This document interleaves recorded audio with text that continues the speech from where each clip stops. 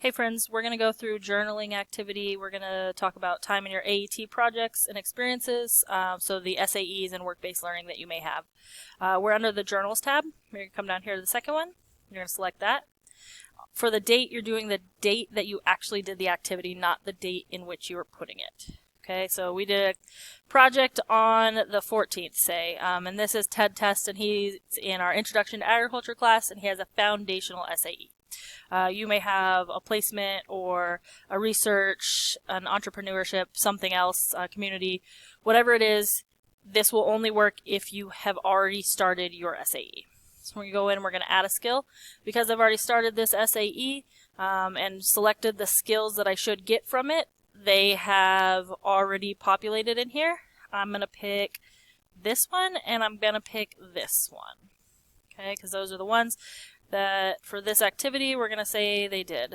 Took about an hour to do this, okay? So here we require that you do 3 complete sentences for your description of your activity. In this activity we're going to say that was done was a exploration of resumes and how to build them. So I learned about resumes and what an employer looks for. I then built my own resume, and then this will help me get a job later on.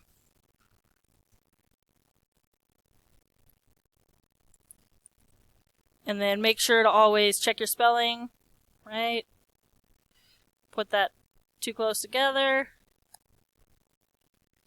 I'm gonna get a job, and I'm gonna change that. Awesome. Okay. So help me get a job later on.